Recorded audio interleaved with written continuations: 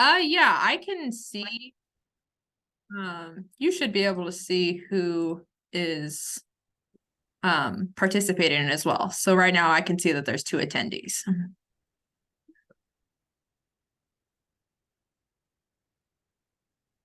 Hi, everyone. We'll get started right at 2:15.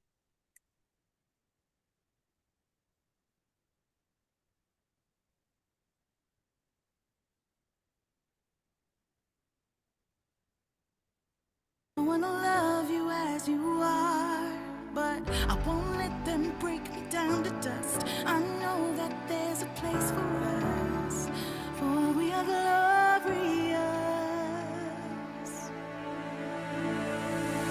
When the sharpest words wanna cut me down, I'm gonna send the blood, gonna drown them out. I am brave, I am bruised, I am who I'm meant to be. This is me. Look out, 'cause here I come, and I'm marching on to the beat I drum. I'm not scared to be seen, I make no apologies. This is me.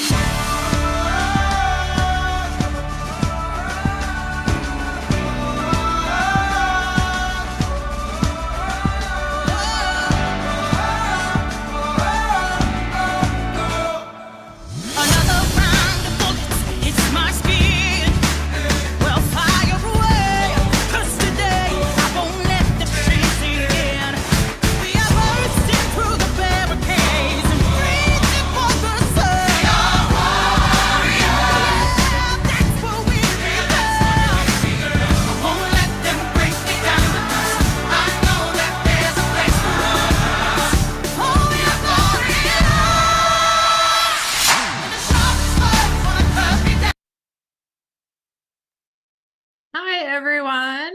We're just going to get started here.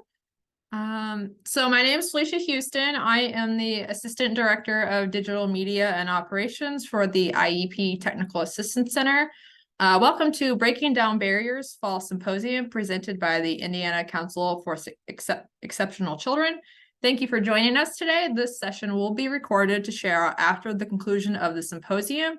We are hopeful that you are going to walk away with valuable information that'll help you in your role supporting staff, students, and the entire school community. Before we begin, I just want to make sure you are aware that Q&A should be, and your questions should be entered in the Q&A. At the end of this session, we will allow the presenter to answer as many questions as time will permit. Sessions will be recorded and will be shared after the symposium has ended. Please keep an eye out for an email from the Indiana Council for Exceptional Children. At the end of today's symposium, you will be asked to complete an exit ticket, which we will provide. We also invite you to provide that feedback, which is a valuable gift to us. So now I am pleased to introduce Kristin Parisi. Kristin is an experienced educator, having taught as a special education and general education teacher. She has over 15 years as a school administrator in both elementary schools, intermediate schools, and most recently in an early childhood setting. She is currently the director of preschool for Clark Pleasant Community Schools.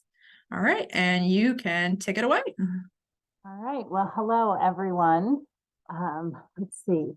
I am excited that you're here with us today.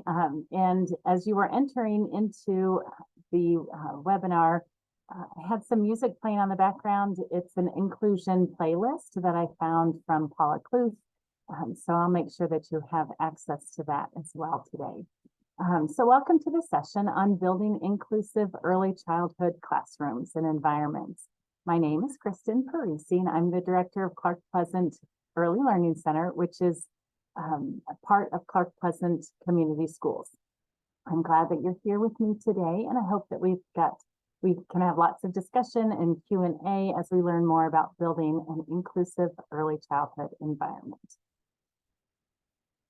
So just to give you a little bit of information about who we are down in Clark Pleasant, we're on the south side of Indianapolis, so about 20 minutes south of the city. My school serves students ages 3 to 6 with and without special education services. So we currently have 220 students, and as you probably know, Our enrollment changes throughout the week and month and school year based on initial case conferences and students that join us that need services. So you can take a look at the demographics of the students that we serve.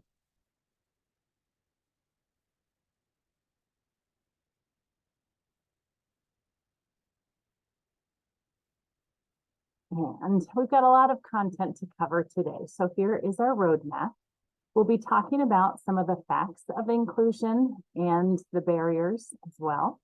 And then I want to discuss the specific details of what makes our program a successful inclusion model for students and staff. And so that we're all on the same page, I want you to know that when I talk about inclusion, I'm referring to when children ages 3 to 5 have IEPs or have access to special education services and related services. They are in a setting with approximately 50% of their peers who do not access special education services. I pulled this quote from Paula Kluth's website, inclusionrules.com. If you haven't heard of Paula, please check her work out. She just posted the inclusion Spotify playlist that I had playing earlier, and it's pretty great. Let's get started. So what does IDEA say about inclusion? So section 300.114 says that to the maximum extent appropriate, children with disabilities, including children in public or private institutions or other care facilities, are educated with children who are non-disabled, and special classes, separate schooling, or other removal of children with disabilities from the regular education environment occurs only if the nature or severity of the disability is such that education in regular classes with the use of supplementary aids and services cannot be achieved satisfactorily. The important piece, well, I think this is all pretty important, but part of the most important piece to understand is that the placement must be in a regular classroom with the use of supplemental aids and services first. And only after that has not been successful can a child be placed in a more restrictive setting. I will tell you, I think that's hard. And that's probably, I'll be very honest, that's probably where we are struggling the most as we talk through children that we are identifying and assessing. We tend to want to jump right to a level 33 or a more self-contained setting, instead of allowing that child the opportunity to be in a level 26 for their LRE. So here are some facts. High quality inclusion benefits all children with and without disabilities. All children with disabilities can be effectively educated in inclusive programs using specialized instruction. Studies indicate that typically developing children can show positive developmental, social, and attitudinal outcomes from inclusion experiences. Children with disabilities in inclusive early childhood programs also demonstrate stronger social emotional skills than their peers in separate settings. This was a gut check for me. No studies conducted since the 1970s have shown that students with disabilities who are educated in separate settings perform better than students in inclusive settings. No studies at all. I found this to be so fascinating because are we all setting up inclusive programs? No.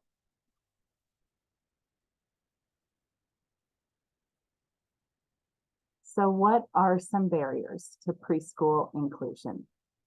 So examples of, you can see attitudes and beliefs. So some examples include staff that just don't understand the benefits of inclusion for young children. People think that inclusion is just for children with mild disabilities. Families that think the only way to get the services and the attention that their child needs with a disability is in a special education classroom, maybe even a separate school or community early childhood program where we don't have access to typically developing peers. Then we've got some who interpret IDEA differently, and we have these perceived barriers.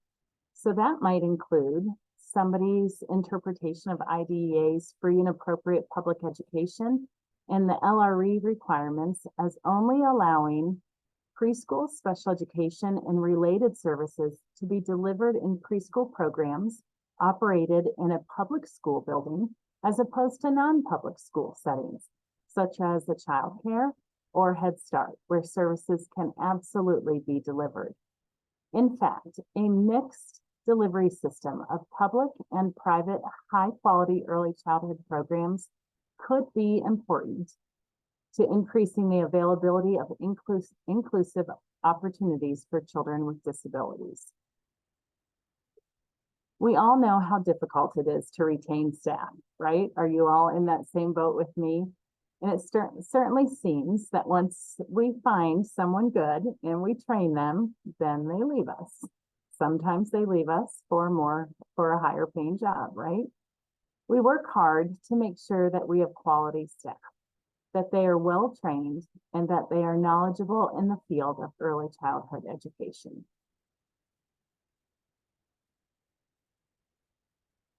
So how are we doing it despite all of those barriers, despite the challenges every day that we face?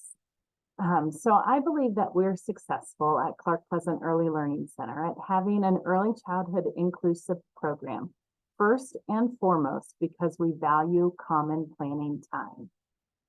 I don't want to lose some of you as I explain how we do this. I don't think this is the only model, but this is the model that our school district has dedicated themselves to, and that I believe is really valuable and important. So our teachers don't have common plan time during the day, since we do not have that typical specials rotation for our students. We are housed inside of an elementary school. It's quite a larger building than the other schools in our district, so they've put 2 schools here under one roof. So we could have access to music, art, PE, but we don't, because the elementary school needs those teachers in those time slots. So what do we do instead? Our students do not attend school on Friday. So our program runs Monday through Thursday. So our Fridays are reserved for staff meetings, which always includes planning and data discussion time, along with weekly professional development. 3 out of the 4 weeks in a month, I just have my teaching staff, so classroom teachers and special education staff members. 1 Friday a month, I have all of our staff members, which includes the instructional assistants. And the way that I did that, I did not increase hours, but I took just 15 minutes off of the instructional assistants days, Monday through Thursday. And that allowed me to save up or kind of bank these 4 hours in a month, which then allows them to come in from 8:30 to 12:30, 1 Friday a month. I've been asked before how I think this is truly helpful for students, when you could make the call or the argument that I have some of our district's most neediest students, and they are only attending school for 4 days per week. I believe this is exactly why we have to do this. Our students do need a lot of services, but they need quality services, and we can't give them that unless we work together. We value this intentional planning. And what do I mean by that? What do I mean by intentionality? I mean, we feel like it is incredibly important that all staff work together to plan our curriculum and assessments, and then to plan how to create lessons that every child can access. This cannot happen if we don't sit together during our planning time. During that planning time, the resource teachers and the related service providers are able to intentionally plan for supports for the students who may need accommodations during the upcoming week. This leads into the next bullet point of building a collaborative culture. When we come together on Fridays, each staff member comes with a specific area of the curriculum to share with their colleagues. They've kind of all adapted an area that they are the expert in. So after everyone goes around the room and they share their area out, then the teams break out into smaller groups. So my full day 4-year-old teachers, they kind of huddle together and they go through each of those activities that they just heard about. And they say, yep, we can fit this in. I want to add this to that.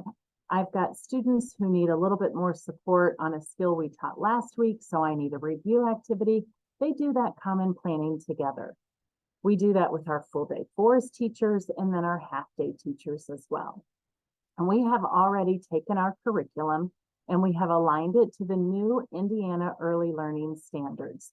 We've also connected those standards with the SKBs, the skills, knowledge, and behaviors that are assessed through iSprout. We assess every child in our program using iSprout. We do this 4 times a year, but we don't assess all 28 SKBs 4 times a year. We have selected essential SKBs for our 3-year-olds and essentials for our 4-year-olds. So we do the assessment 4 times a year. So in the fall, in the first assessment window, we assess all 28 SKBs. We do that within the first 8 weeks of the school year. And we also have parent-teacher conferences right at the end of that window. So we're able to share that data in a data folder for parents. And then the second and the third quarter, we assess only the essential skills, the essential SKBs. And then that last, excuse me, the last quarter, we go back and we do all 28 SKBs again. We're able then to sit at the table with our school district leaders and have discussions about data and how we are moving and progressing students to prepare them adequately for kindergarten. So as teachers select the activities from the curriculum that they'll use during the week, they discuss what SKBs they will take data on. We can't take too much data in the school. We can't focus, there's just too much. So we really have to focus on what 1 or 2 SKBs will we work on throughout the week. So they talk about the rubric from iSprout. They talk about what the look-fors will be as they are teaching that lesson. So we're really talking about authentic assessment as we're going through this planning process. What I never want to see is a teacher pulling a child out of a classroom or to the back of the room to give just a one-on-one assessment time. I want them collecting data as they are watching it happen and watching those activities take place in the classroom. So they talk about that rubric, they look through and they say, okay, if we're going to do this activity, then how will I see that a child can demonstrate this skill? Then they're able to bring that observational data to the next staff meeting the following week to share out during our PLC time. So this is a lot of work, and I'm going to get into in just a moment. I'm going to talk about what the structures of my classroom teachers and my staff look like. But we are constantly searching for high quality professional development for the staff. There are a wide range of backgrounds within the teaching staff in my school. I have to be able to differentiate the professional development that I provide for them. I spend a lot of time listening to what they're struggling with, and I hunt for the PD that supports their needs. Currently, we are doing a whole staff book study, reading the book Classroom 180, which is a great resource on student behaviors and how we can all better support students who become dysregulated throughout the day. I've reached out to professional organizations such as the DEC, the Indiana Resource Center for Autism, in different contacts that I've made throughout my career to make sure that I'm meeting the needs of my staff. Most importantly, however, I have to just be a good listener.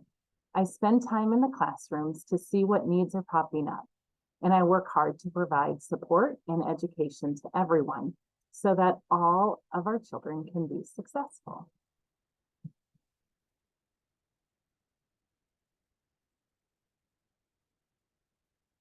So how do we pay for all of this, right? This is another one of those struggles that I think we all have.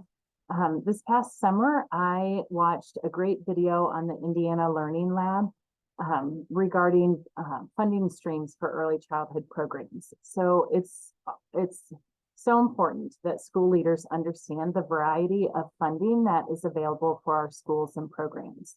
We've recently become a Path to Quality Level 3 program, and we're currently working towards Level 4. That should be hopefully all taken care of by the spring of this year. The funding that becomes available when you reach these levels is truly amazing. So aligning that work that we had been doing prior to Path to Quality with what Path to Quality wanted from us was really not difficult. Because we were prepared and we were ready for the process. Our current funding then comes from three main sources. We receive tuition from families who do not have children that access special education services. We receive the funding that comes from students who do have IEPs. And then we receive that money from CCDF and On My Way Pre-K. We are also looking into applying for Title I dollars in the upcoming year. And then people call me kind of a professional fundraiser. So I go and talk with our local businesses, and I found that if you ask, most of the time people say yes. So I do this for staff appreciation things because I love taking care of people. So I've been pretty fortunate to have a lot of support from different groups, and that allows us to shower our staff on Fridays or do different lunches and breakfasts, which is really, I think it's some of the best work that we do. And I've just found that I'm never afraid to ask for support. And then this leads me to the last point on the slide. Not only do I plan specific activities to support the staff, but I believe it's incredibly important for me to be visible throughout the day and to get my hands just as dirty in the classrooms, figuratively and literally, as the teachers and staff do. Therefore, I'm out on the playground, I work in the classrooms, and I help children in the bathrooms, and I create materials for children in classrooms when they need it. Probably most importantly, though, I allow for the conversations to take place between staff when they need support. For example, if a teacher is struggling with a student or a group of students, it's not uncommon for us to pull together all of our brains and think through different ideas on how we might be able to support the teacher and the students. We work as a team to help solve problems, and teachers collaboratively divide the workload to create materials that they can all use to meet the needs of students across the school. So what do I mean by that? So this is a real life example, something that we did as we were getting ready for students on the first day of school. We all decided, the teachers were talking about how could we make things more visual in the classroom. And so we wanted to kind of create some social stories and have visual supports for every part of our day. Had one teacher created that we'd still be working on it. It just wouldn't have gotten done. So we listed out everything that we wanted, from arrival to playground, to center rotations, carpet time, morning meetings, dismissal, all of that, lunchtime, all of it. And everybody said, I'll take this, I'll take this. So I did, for example, circle time expectations. So I made sure that I came to school the next day with visual supports that I could pass out to every classroom that would explain what the expectations were when children were sitting in circle time. I used visuals, I made social stories, I had them cut and laminated and ready to go for teachers. And it's just not me. Every single person does that when they come to work here. And they do it because they know that when they need the support, they're going to receive the support right back. I don't think this has always been the case for the staff. When I first came to the position, there were groups of teachers who just didn't trust each other. And I quickly learned that I was going to need to tackle climate and culture really fast. And while I don't believe it's perfect all the time, I do believe that we've come a long way towards working and having a culture of trust and collaboration that is truly amazing. That work has been hard and could probably be a completely separate presentation all on its own. But I'm really proud of this work because I'm certain that it has allowed us to be successful in all the other areas of what we're doing. I also want to share, last year we had a really tough behavioral situation that was going on and a little friend that was dysregulated a lot. And I had a teacher say, my morning class is going really well. Could that little friend come over and spend some time with me in the morning? Because I think he could be a great leader for my morning class. And honestly, I just sat there and looked at everybody and just got big tears in my eyes because I was so grateful that here I had a teacher saying, I got it pretty good. And yet I recognize my colleague and a student is struggling and I want to be part of the solution. I feel like if you can create that kind of culture and you can nurture that, I don't really know what problem you can't solve. So what do our classrooms look like? So we have 9 classrooms in all. 4 classrooms have half-day students of preschoolers for part of the day and pre-K for part of the day. So a couple of them have preschoolers in the morning, pre-K in the afternoon, and then they flip-flop those. So the majority of the teachers teach half-day 3s, half-day 4s. They just might not teach them all at the same time. And then I still, right now, I have one classroom that has, I would say, more originally was set up as a level 33, more of a self-contained classroom, but we are breaking down those barriers because that's not what any of us believe is the best programming option for our children. So, so for example, we are right now, we have a morning and an afternoon section. We are bringing in typical peers. We filled up pretty quickly this year, and we wanted to find opportunities for additional seats in our school. So this was a great way to do that because we also want our students that access this level of special education support and to have access to typical peers. So we bring our typical peers in the morning, and then we are beginning a joint venture between 2 classrooms to do some co-teaching together, which I can't wait. I can't wait to see how that goes. This was not the week to get a cold, by the way. And then we have 3 classrooms of full day pre-K students. So those children are with us. Our school day is from 8:45 to 3:45. So half day students come 8:45 to 3:40, excuse me, half day students come 8:45 to 11:45, and then 12:45 to 3:45, and full day students come that whole time. And then I do also have one teacher that teaches 3s in the morning and 3s in the afternoon. And we did that structure like that because we know that as the school year progresses, our 3s enrollment, it will just skyrocket because of those first step transition children. So here is my staffing layout. So within each of our preschool classrooms, so our 3-year-old classrooms, we have made the shift to having 3 adults in that room. So we've got 1 teacher and 2 assistants. Right now, those classrooms have between like 14 and 17 children in each classroom in the morning. And then our afternoon classrooms are a little bit lower than that. They're hovering just under 10 right now. But like I said, I know those classrooms will blossom as the school year goes along. And then our Those are morning classes right now, and we have slightly larger morning pre-K classes. So those classrooms have about 16 classes, 16 students in it. And then for our pre-K, we have two adults in there. So a teacher and an assistant. And then, let's see, our full day classrooms, they are our full day pre-K classrooms also have closer to 20 students, with one of our classrooms having 21.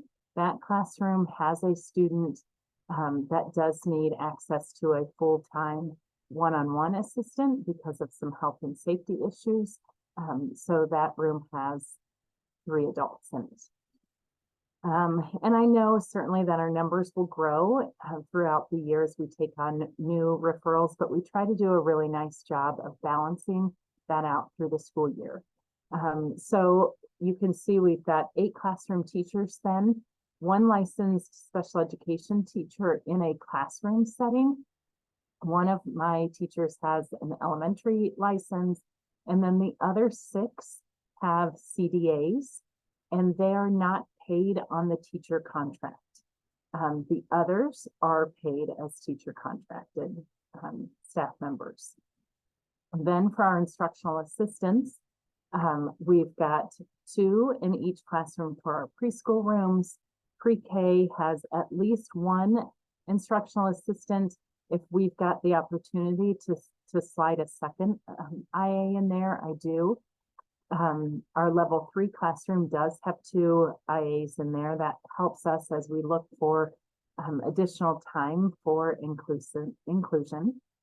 And then our resource team also has an instructional assistant, 1 instructional assistant. Then I have 2 licensed special education teachers that are our resource staff. For related services, we have 2 SLPs. We have 1 SLPA. And 1 OT, and then we share the PT, our DHH, and blind and low vision teachers with the school district. For our administrative team, it's me, and then I have an administrative assistant, and we have 1 full-time nurse. And so how do we do all of this? Again, I keep going back to the how, the why and the how constantly. So we've talked about being intentional, and we are intentional about how we set up our inclusion classrooms. I think this is probably one of the most underrated words in this whole presentation, intentionality. So we talk about being intentional a lot. We need to think through how we set up our classrooms for children that are present. For example, if we have a child with a walker or a wheelchair, we know that we need to clear wide pathways for him or her to maneuver around the classroom. We may need to move cabinets or centers, tables, etc., to create better spaces for children. Last year, for example, one of my teachers had wide open spaces, and it worked for her and her students. But this year, her children came in and she has some runners. And they were just kind of doing laps around that wide open space. So she created more of some boxed in areas to kind of put up those barriers. So students would have natural barriers and wouldn't see big spaces to run.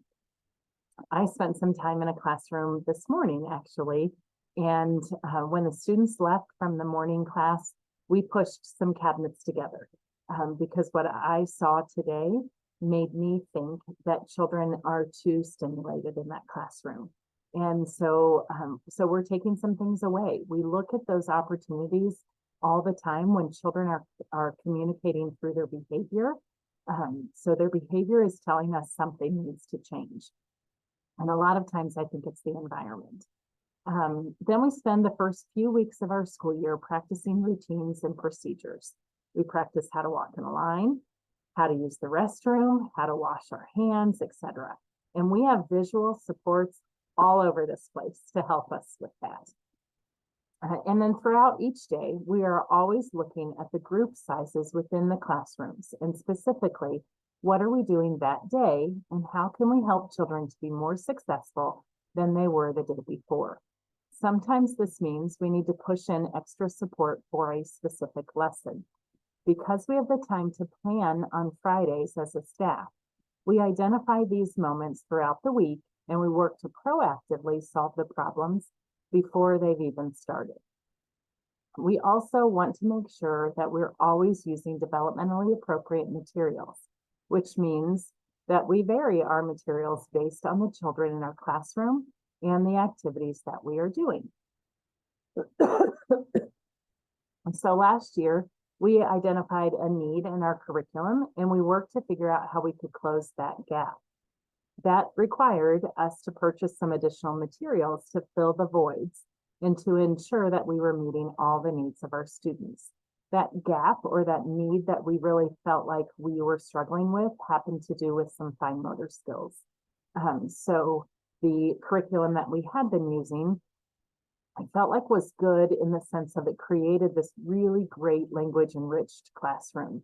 The children's literature that came with that, with what we were using, was fantastic. But we felt like the fine motor aspect was where our children were really struggling. And as we were getting ready to send them to kindergarten, we felt like that was a skill we needed to work on. So we went on the hunt and I said to my occupational therapist, what could we do if you had like the pie in the sky dream? What would you do? And so we had some additional funding come in and we were able to purchase the Learning Without Tears curriculum, which has been great for those handwriting without tears and really working on those fine motor skills.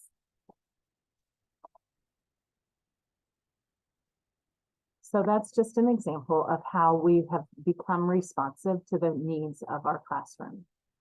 So we've had to adapt our teaching materials throughout the week. For example, if a child is having trouble sitting through a whole group lesson or a morning meeting, he or she might do better if they had a bumpy seat or a cube chair. We also found the trays that fit over the cube chairs, and it was kind of like the magic piece for a couple of our children. If you've not seen those cube chair trays, just Google that, and they just fit. They don't snap on, so you're not restraining the child. If they pushed on it, they could get out with no problem and move about, which we have taught them appropriate times to do that. But just giving that physical barrier was so helpful for a couple of our friends. And then I mentioned in the previous slide, but I believe this is our secret sauce. It's the visual supports. So like I said, we make just about everything into some type of visual in our classroom. So we have visuals to represent how our center should look before and after cleanup time, what the day is going to be like. So sometimes we can have, we'll have the agenda on the board in all different picture formats with big check marks, and kids will go up during the day and slide a check mark up to what we've already finished. For some children, that's all they need in order to see their day. For other children, they need a specific visual schedule that hangs at eye level, maybe on a cabinet or on a portion of the wall that is just theirs. And with Velcro, they can move over what they have finished and what's coming up next. Let's see. We also look to see how we're supposed to play on the playground. We put that into a visual in a social story. We have pictures hanging up throughout the hallway to remind children of how they're supposed to move in the hall, how they're supposed to wait for their classmates outside of the restroom. Whatever we're going to tell children, we show them instead. I have a good friend that shared some information with me and my staff, and her thing was, if you're going to tell, you should show. So we talk about that a lot now. How do we remove our language and put a picture in front of a child instead? But above all else, every single adult in our building models inclusion with their behavior and their language. So we believe that all children are all of our children. And we have flexible boundaries between each classroom to benefit all of our children. When one child or an adult is struggling, there are always sets of hands to offer help. I don't think that I've ever worked with a group of adults who support each other better than this group that I have right now. This hasn't happened overnight. This is a result of years of hard work and determination to build the type of program in school that everyone has dreamt of having. And then I included this year, we started the school year by creating our first mission statement. And so I put this on this is our last slide. I put this here because I've told everybody, we're not going to create a mission statement to hang on a wall and then just go do everything else that we were always doing. I feel like if you want a really high quality, fantastic school, you just have to do your mission statement. So our mission statement is at Clark Pleasant Early Learning Center, we are committed to promoting positive relationships between all students and staff. We believe in creating a safe, compassionate, and inclusive environment, which will foster self-empowered, curious, lifelong learners. And then on the last slide, I have some resources for you.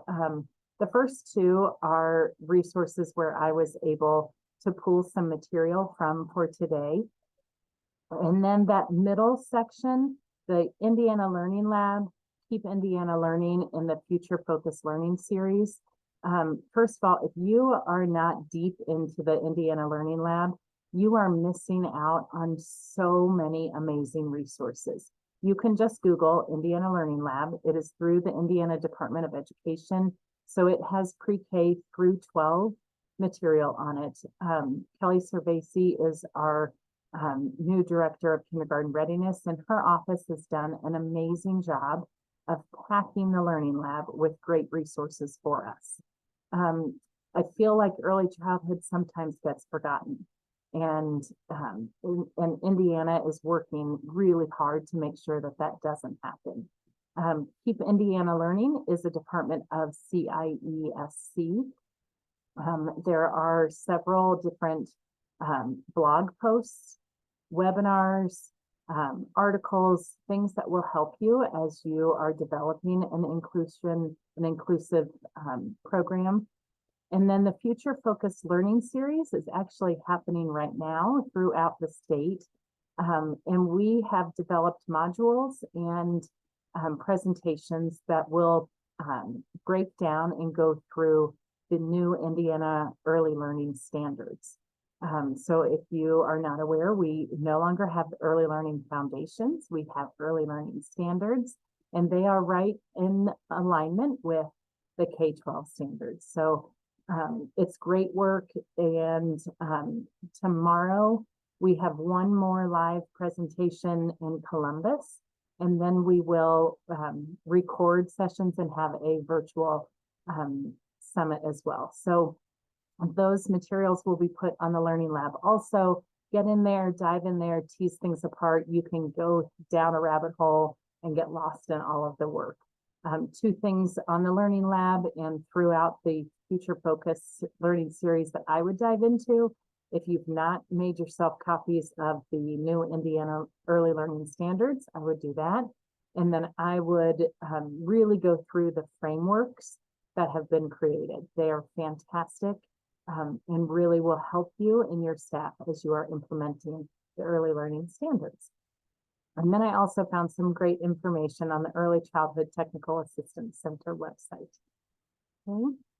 And I will make sure that Indiana CEC gets a copy of this presentation and links it to the website that we used for today, so that you can have contacts and my contact information and the other resources linked here.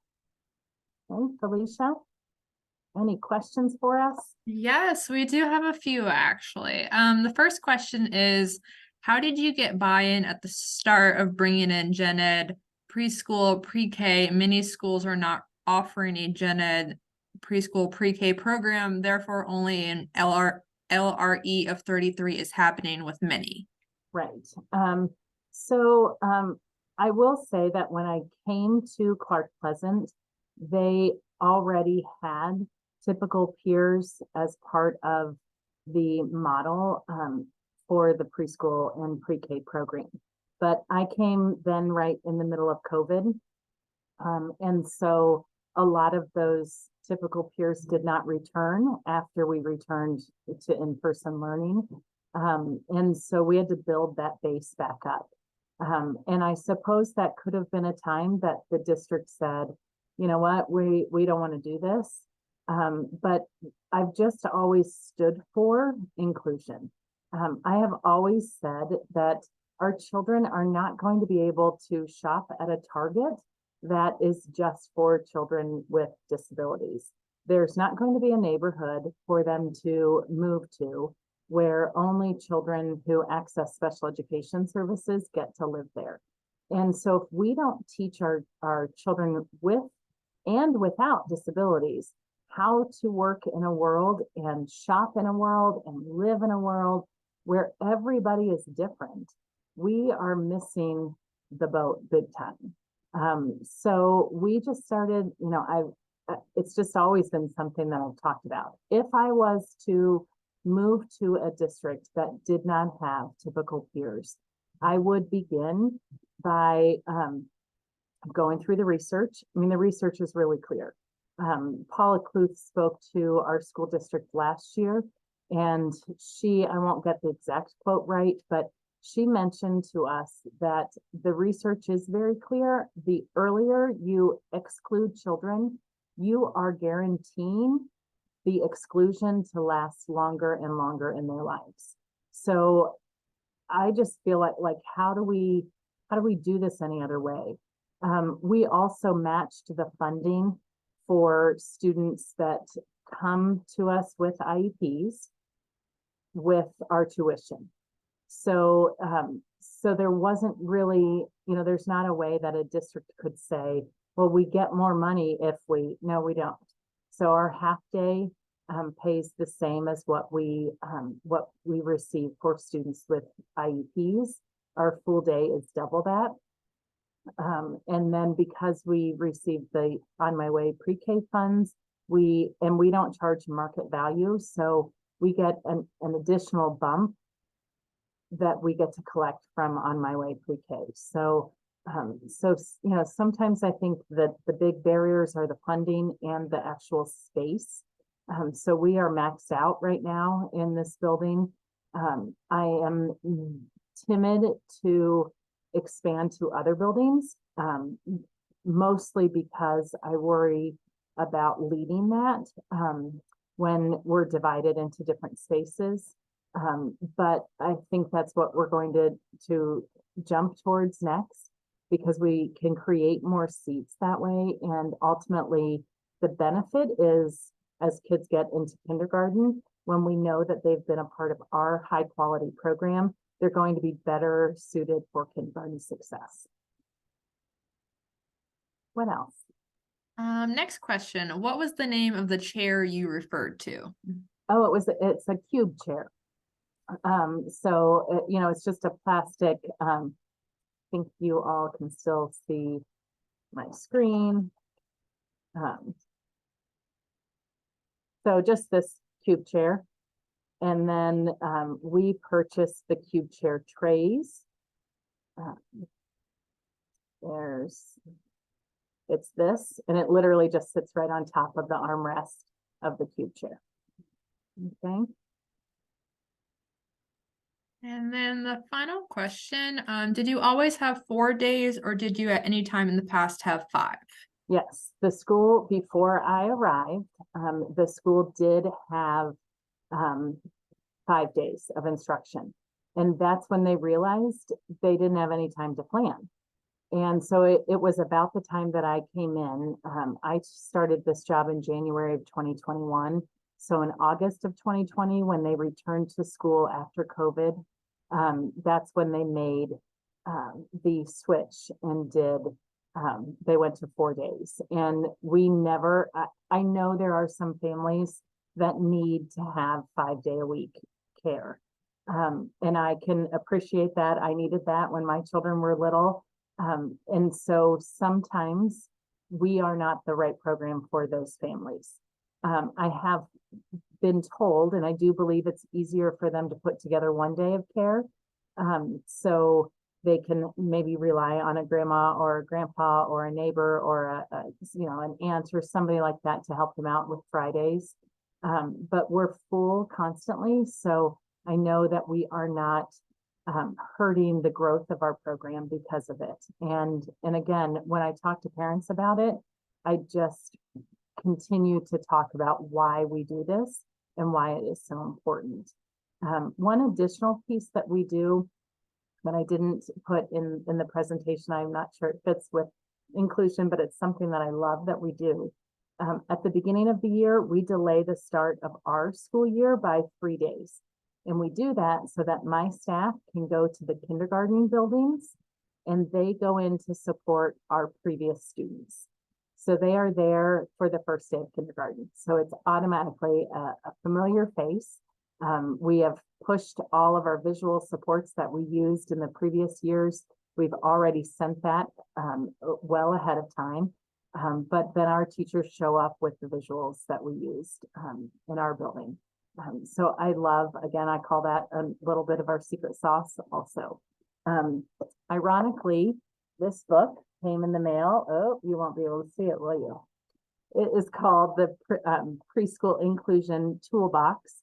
And so that arrived from Amazon late last night. So I'm really excited to get my hands on this. It's the Preschool Inclusion Toolbox, How to Build and Lead a High Quality Program. It is written by Erin E. Barton, B-A-R-T-O-N, and Barbara J. Smith. So that came highly recommended as well. All right, well, I think that's the last of the questions, unless somebody wants to throw one in last minute.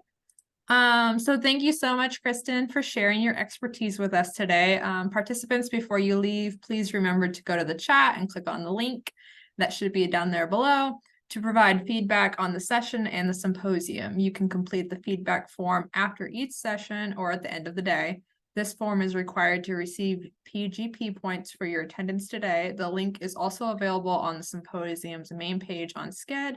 Thank you so much for joining us and enjoy the rest of Breaking Down Barriers Fall Symposium and your day. Thank you so much. Hi, everyone. Thank you. Bye.